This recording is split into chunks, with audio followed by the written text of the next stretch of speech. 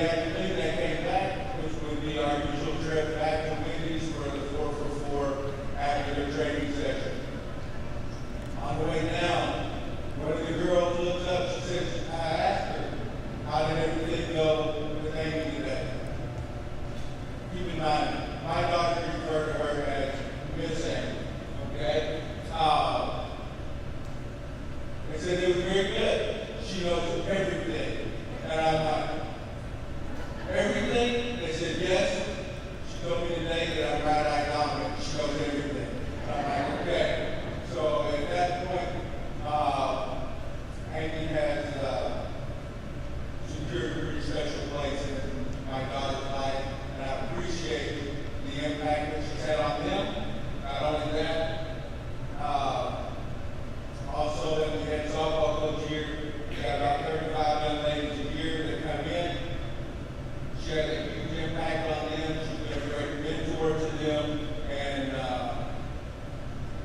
the other thing is she's a good friend. I appreciate it. I have a great deal of respect for her. So I'm glad that I get to be a small part of the day to celebrate her. And thank you for all you do. And we talk about one thing very short, very quick. We got two teams going in today. Teams play a very special part in my life, and the reason why I've chosen my life to be centered around college athletics. Okay? Every team, the season of the year is made up of moments, small moments within the year. And some of them are good, some of them are not as good. There's building relationships, there's testing relationships. But the times eating, traveling, being together, those moments make up the season. Special teams take an interest in the season, but the main thing to me is every season and all these moments begins that team's story.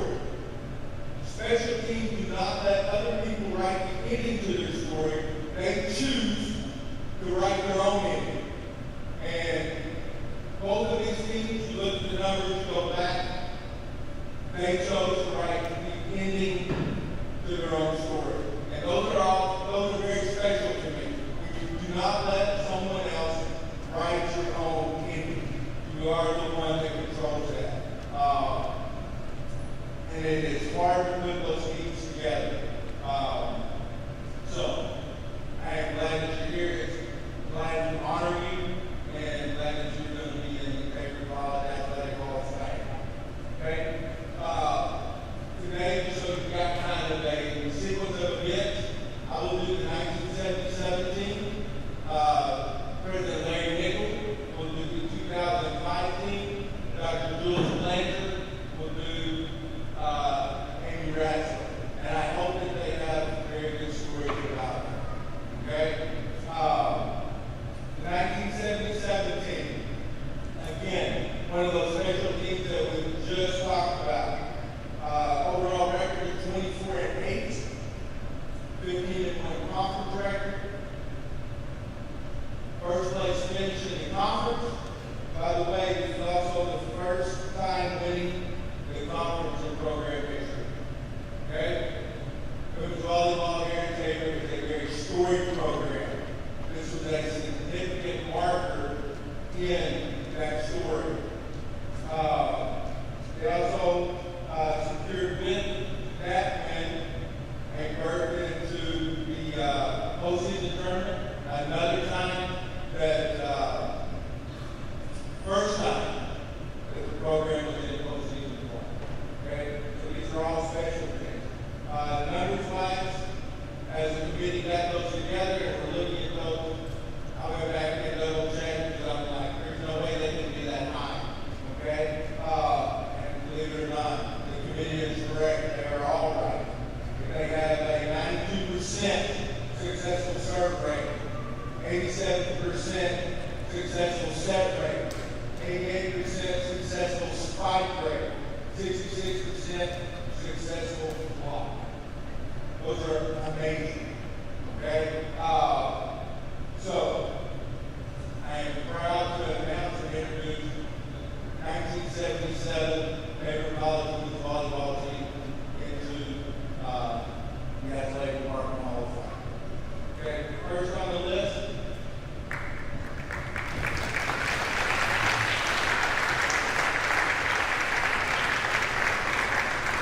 Carol Jantz.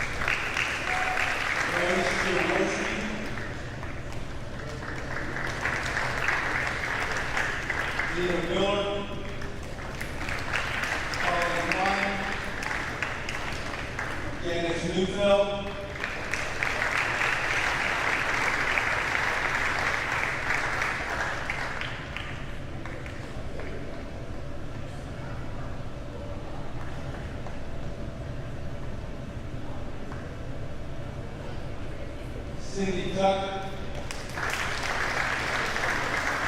Sandy Scrag, Jerry McKay,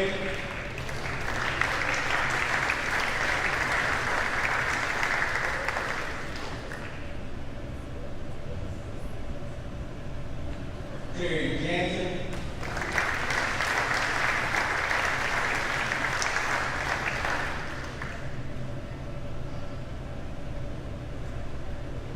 Sharon Ewert,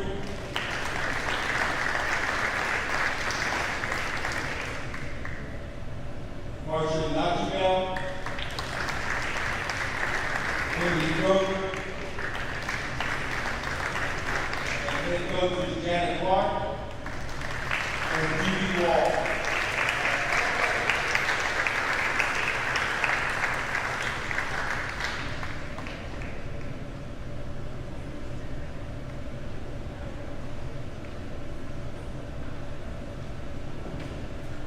For the 2005 team, I introduce you to Mr.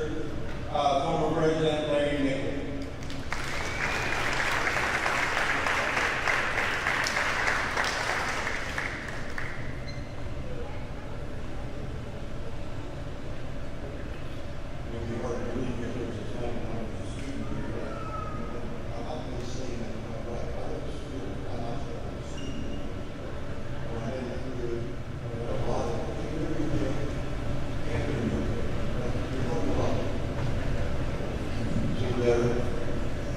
We'll try that. Well, I just got that saying I was a student, a former student here, but I'm not really sure I was a student when I did the school here. But I learned a lot here, and I really have an appreciation for that. And during my time here as president, it was my honor to be able to witness the work of these gals and learn about their activities and being volleyball players. And so that was really a wonderful experience. And so it was my privilege then and my privilege today to be invited to be involved in the comments. Following is a summary of the 2005 team. The 2005 campaign marked the 7th season under the leadership of Coach Bluejay. The program had made big strides under Ratzlaff, winning Kansas Collegiate Athletic Conference, regular season title, and 4 straight seasons of Division 1, 2, 3, and 4, as well as taking the KCAC tournament final in 2003 and earning the program's first ever NAIA tournament appearance. 2005 seemed like the perfect time for Bluejay's flight as the team returned KCAC all-conference selections Stacey Whitcomb, who was the unanimous selection, and London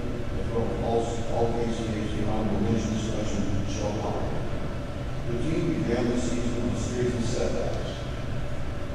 While playing in the loaded field at the college deals of the tournament in one lockout, Missouri, failing or falling to Union at Wayne University 1-3, Evangeline University 1-3, William and Jewel 0-3, games in the one, and Eagle Park, the team that has been talked about. William and Jewel 0-3, College of the Ozarks 0-3, and University 1-3. Following the season opening tournament, Bluejay faced a short turnaround as the conference play opened just 5 days later as Tabor College welcomed the University College to Tabor College Super and subsequently sent the Bulldogs home with 3 sets lead. The Bulldogs battled off 2 more conference leagues, dominating the University campus of St. Mary at home and taking care of business on the road at Sterling College before taking a break from conference play to compete at the Tabor College tournaments in New Kansas the following day. Tabor opened the Bethel tournament by dropping off Southern Manitoba University before dropping the 4-set decision to Bain College, located in Blair, Nebraska. Tabor returned to KCAC action 4 days later, seemingly not missing a beat. With a travel to Lynchburg, Kansas, knocking out Bethel College with a 3-set lead, and returning to Hillsboro, and dispatching the Southwestern College in the same fashion 6 days later. The first blemish in the conference play occurred at the Bluejay football rival Bethel College on the road under the Bowl 3.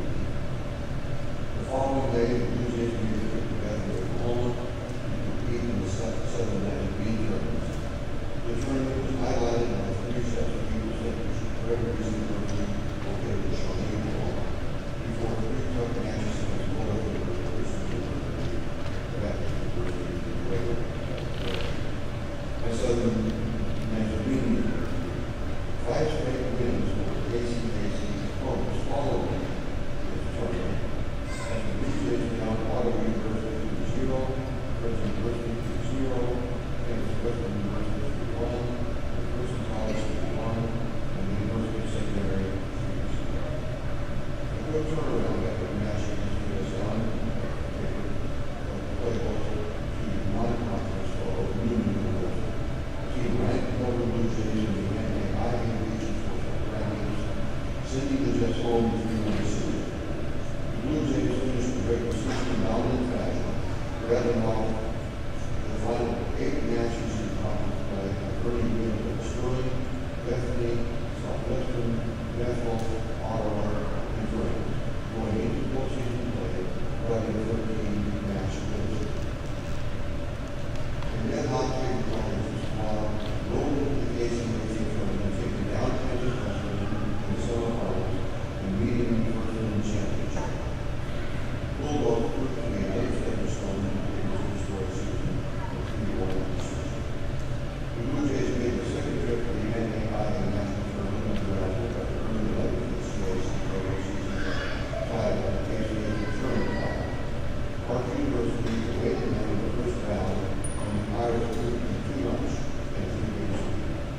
Despite the early exit, the 205 team would go down in the industry books as the first team to school district to finish the season first in the KCAC regular season. With the KCAC tournament, the winning Kansas KCAC tournament, and winning first in the NAIA National Tournament all in the same season. Since the original team had been requested 4 kills for 3.6 kills per game, a 1,025 tackle pass, while Lindsay Rose led the team with 0.390 tackle percentage, and Lyndon led the team with 869 assists in the season, while Joe Klein led the team with 168 total blocks and 1.5 blocks per game average. Bluejay was named KCAC Player of the Year for her efforts in the court and was named the unanimous All-KCAC First Team Selection high in golf and All-KCAC while Rose was named the All-KCAC Second Team Selection.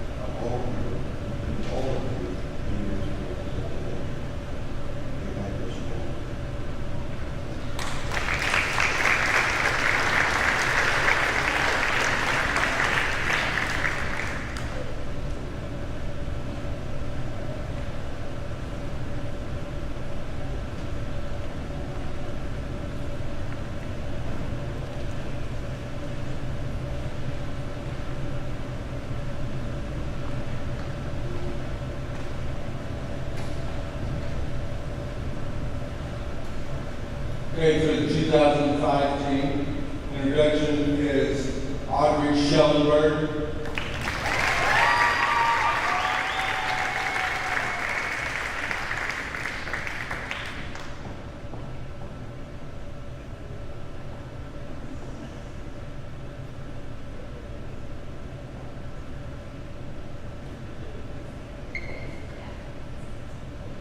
Tracy Neufeld.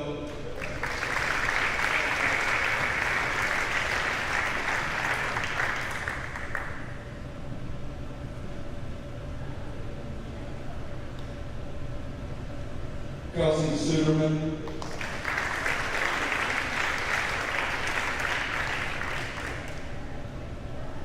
Jessica Brooks.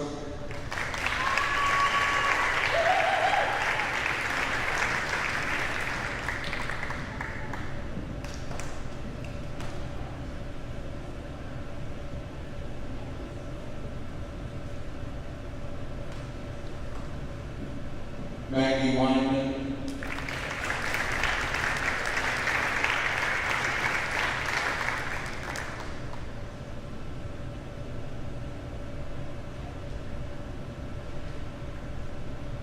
Lee Johann.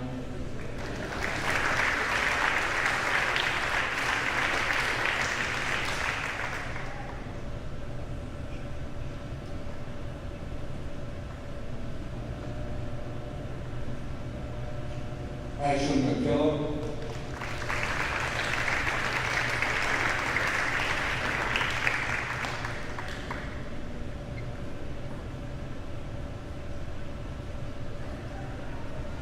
Lindsay Bose.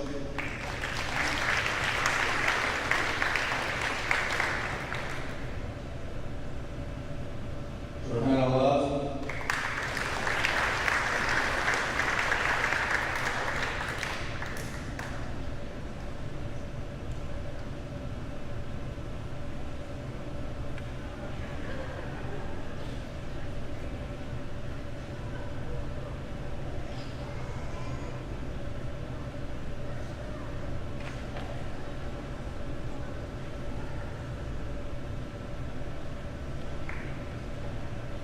Ashley Malcolm.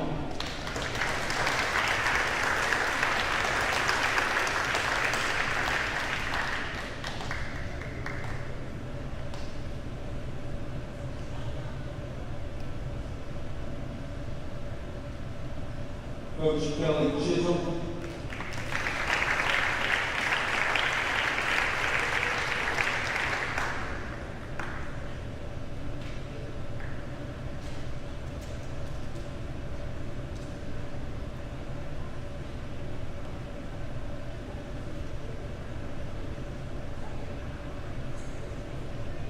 Stacy Wickham.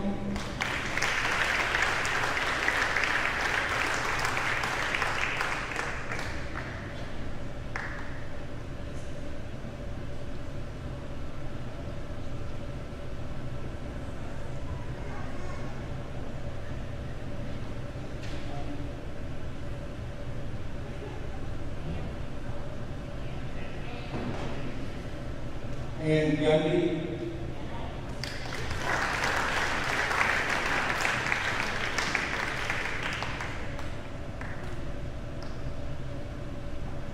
And Amy Ratzlaff.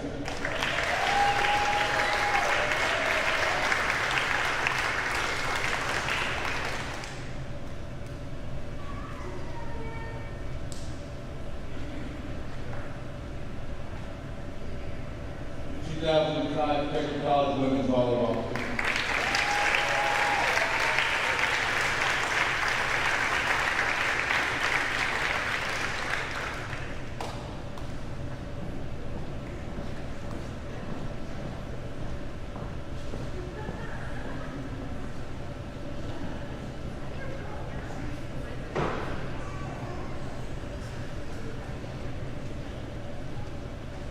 President Jules Blanchard will introduce Amy Ratzlaff into the Hall of Fame.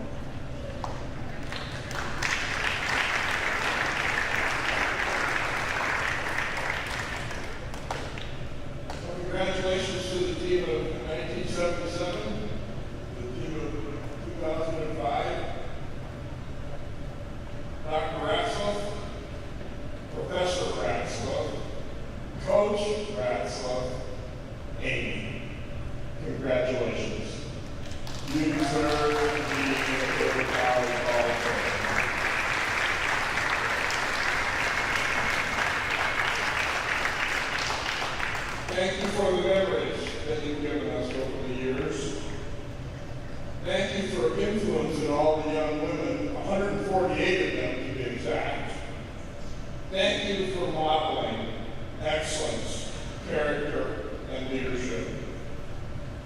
Tabor and the world is better because of you. Thank you very much.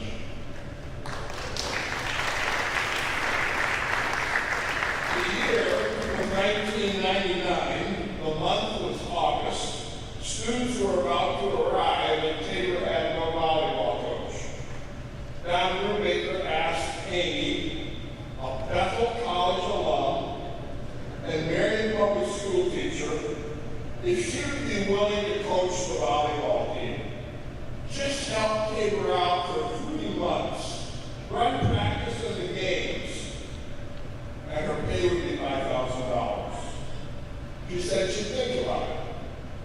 A couple days later at the Marion County Fair, President Nichols was manning the Tabor booth, and Amy and Damien walked by, and Larry mentioned that he had heard that she had been offered the volleyball coaching position and asked if she was going to accept. And Amy said, yes. And that was the interview. So here's the full picture. A few days before the season is to start, the Bluejays have a dresser volleyball coach, current Marion school teacher as their volleyball coach, and as Amy would say, I was pregnant and we needed a new car and this would help. Amy continued to teach at Marion, coach volleyball at Tabor, and later in the year delivered their third child. With only 9 players on the team, Amy raided the dorms to fill the roster. Fell in love with the role and the players, and as we would say, it was a match made in heaven. Amy started recruiting, decided to finish out the year, putting together a roster for the next year, and in true Tabor fashion, her pay was up to $8,000. In 2001, or by 2001, Amy had a championship team and for 4 straight years won the KCAC championship. Went on to win 9 championships with the KCAC. But more than that, she had built a championship program that over the years shaped the lives of 148 members. Her overall record was 369 wins and 225 losses. Her KCAC record was 267 wins and 83 losses. She coached over 70 all-conference selections, 90 KCAC scholar athletes, 61 NAIA scholar athletes, 3 NAIA All-Americans, 5 KCA Players of the Year, 5 Freshman Players of the Year, and was named the KCA Coach of the Year 3 times. Those are the numbers.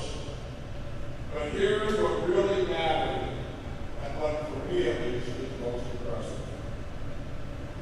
Amy demonstrated the incredible platform that athletics is for the mission of God in the world to be accomplished.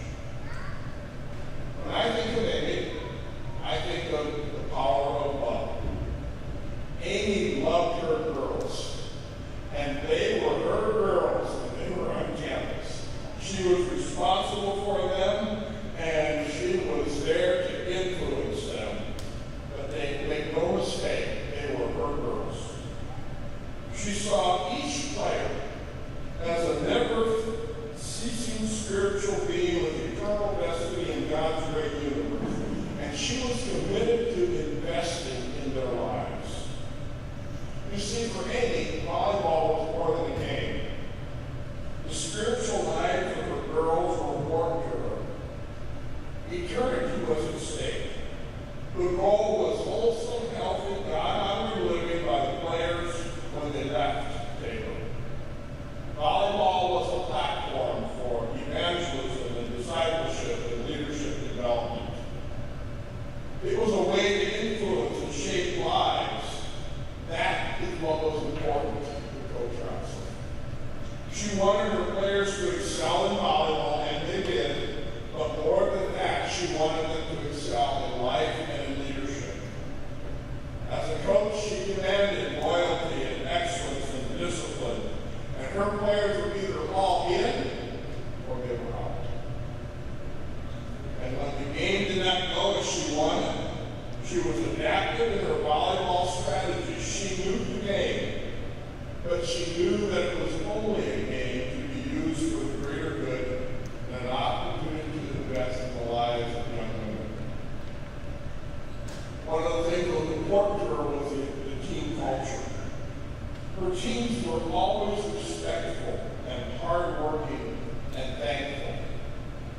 They were respectful of officials, quick to take down nets and clean up after the game, and they were thankful and gracious.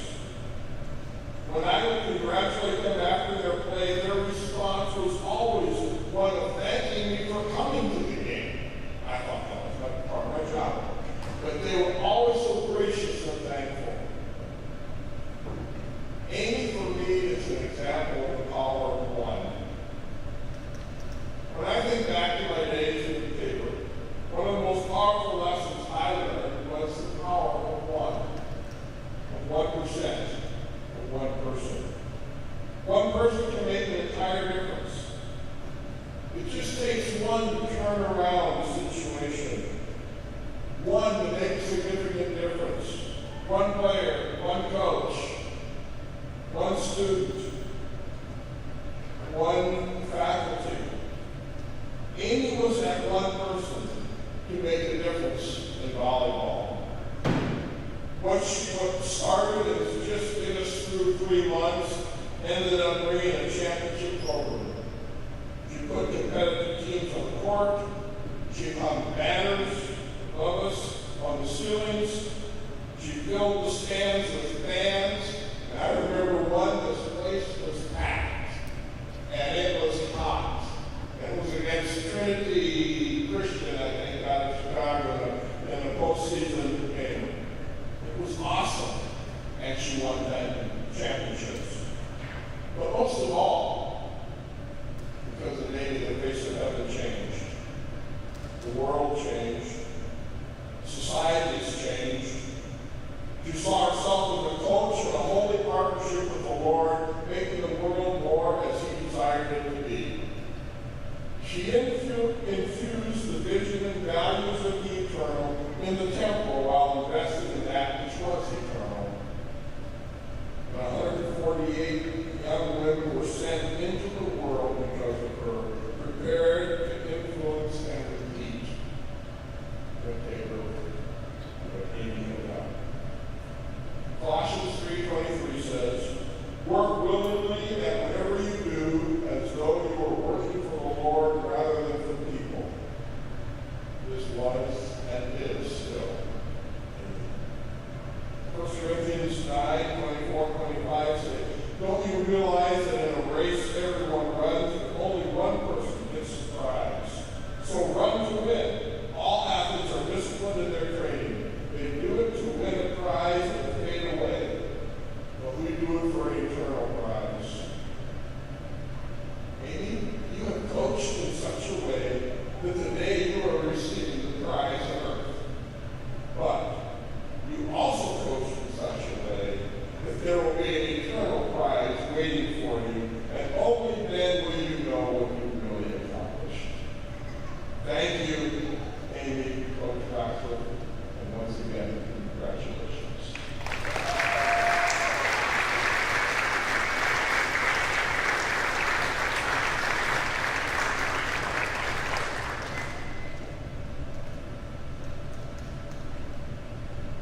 Dr. Amy Ratzlaff, will you please come and start?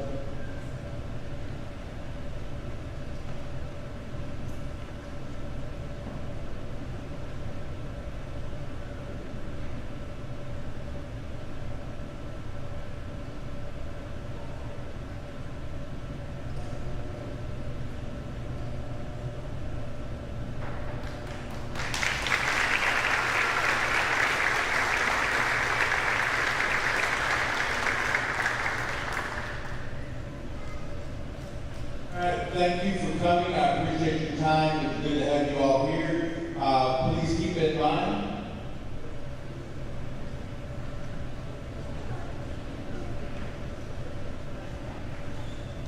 Remind them that there is a football game and 2 soccer games piggybacking off our volleyball event today. I'm reminding you now, because I will forget that there are. Thank you, President Glanzer. Appreciate that intro. Means a lot to me. Well, good afternoon. Thank you for coming. Thank you for being here to celebrate with all of us. Standing here today is one of the greatest honors of my life. being inducted into the Tabor College Hall of Fame is truly an honor. And I want to thank the selection committee, Jeff Brewer, and the athletic department for the award and all the extra work you put into making this event special. There are very few things in life as special as being called coach. It's more than a position, it's a relationship and a bond that is the greatest blessing I could have ever imagined. I want to start by thanking Larry Nickel, Jules Lancer, Don Brubaker, and Rusty Allen for hiring me, trusting me, leading me, mentoring me. That handshake with Larry Nickel and Don Brubaker for that 3-month position changed my life. You truly showed me what excellence looks like and how to lead well.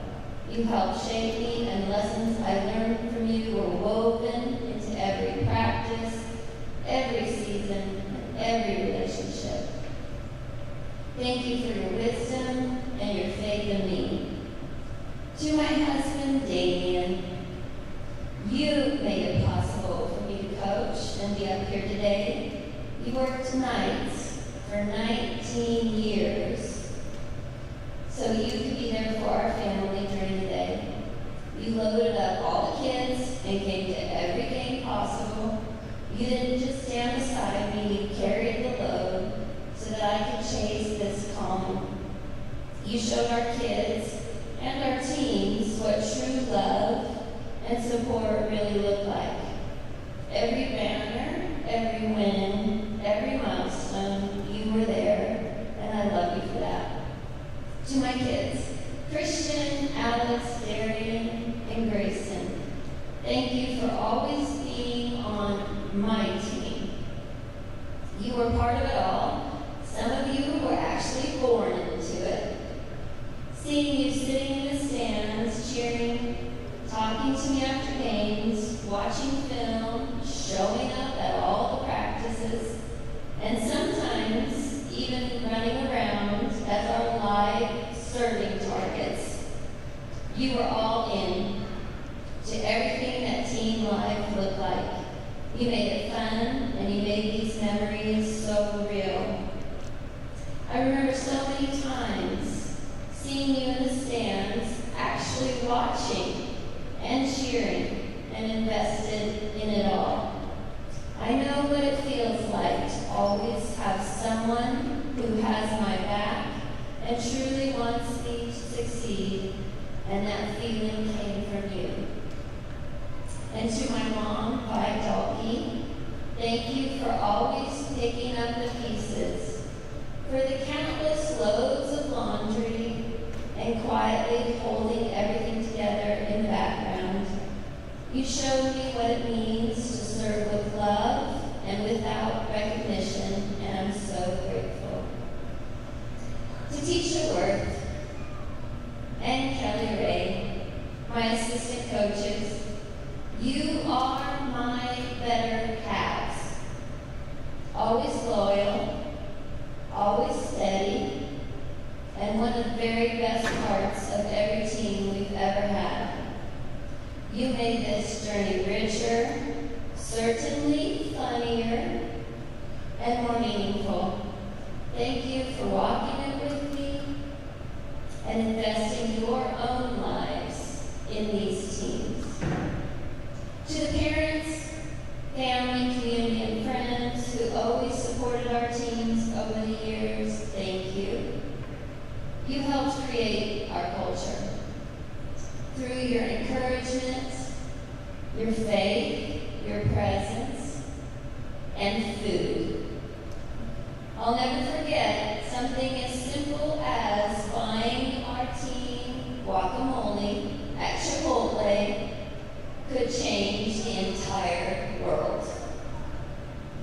And thanks be to God for allowing us all to be a part of this glorious thing called sport.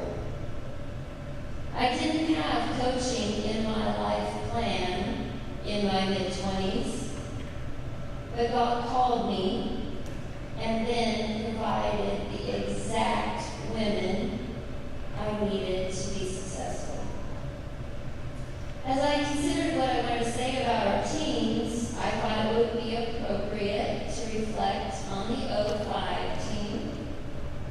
and a drill that has stuck in my mind as a monumental drill of my career. You're gonna laugh when you think of the one in Pensacola. It was August 2005. We were in the CRC because it was 180 degrees outside. It was our third practice of the day and 1 hour before supper. And the drill was the pass 100 drill. I see you remember. Some of you are like getting highs. I feel it. I feel that. Usually the drill requires you to pass 100 perfect balls to a tiny target taped on the floor. And I would count.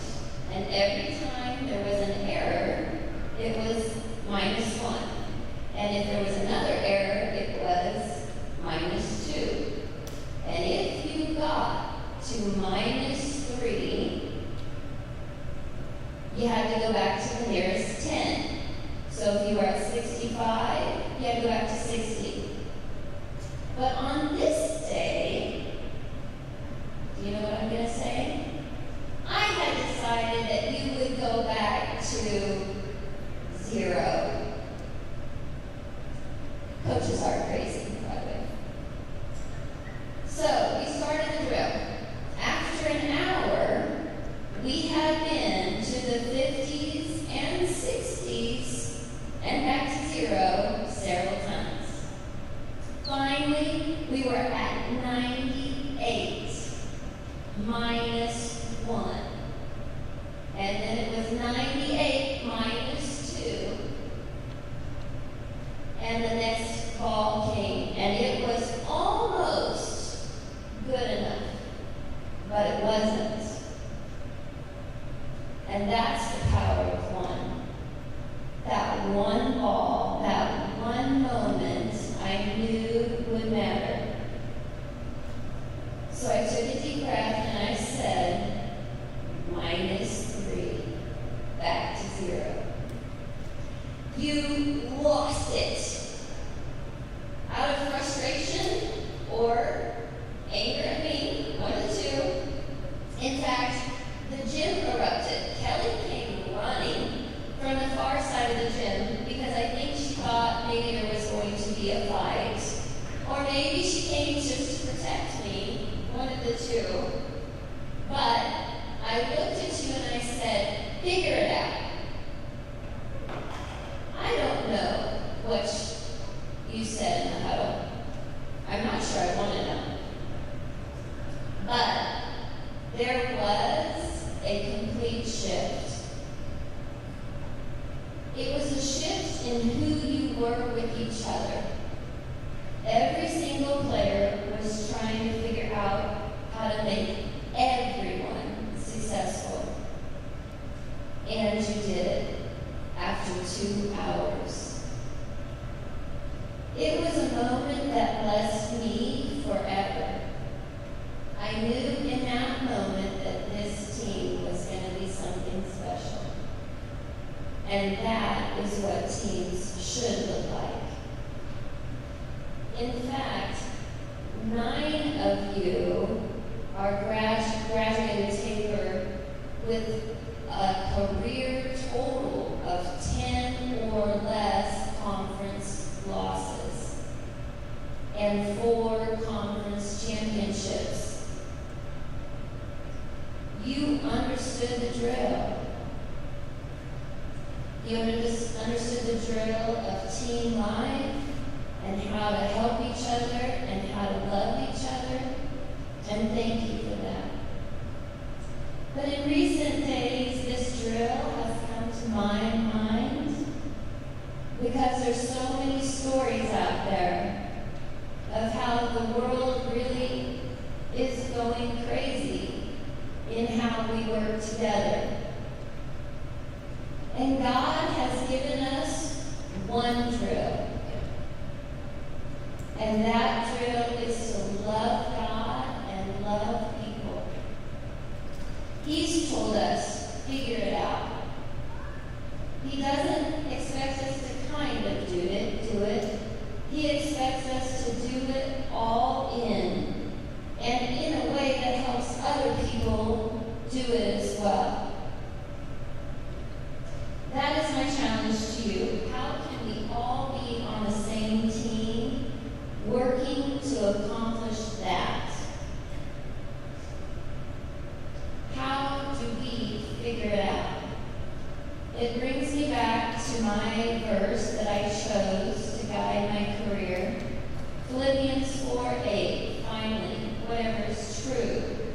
whatever is noble, whatever is right, whatever is pure, whatever is lovely, whatever is admirable, if anything is excellent or praiseworthy, think about these things.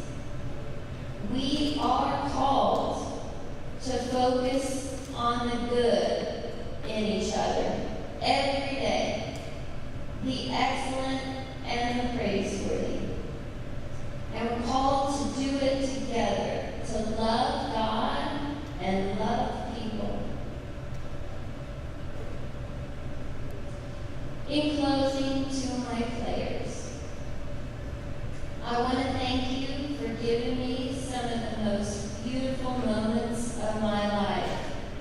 You are a permanent part of who I am. Continue being dynamic women, be bold and love well. God is calling you to big things. I'd like to finish with a saying that every single player in my 19 years that I coached said before every single game. We usually say it really, really fast. Winning is not a sometimes thing, it's an all the time thing. You don't win once in a while. You don't do the right thing once in a while. You do the right thing all the time. Winning is a habit. Winning is not everything, but making the effort to win is. To my players, I love you all. Thank you.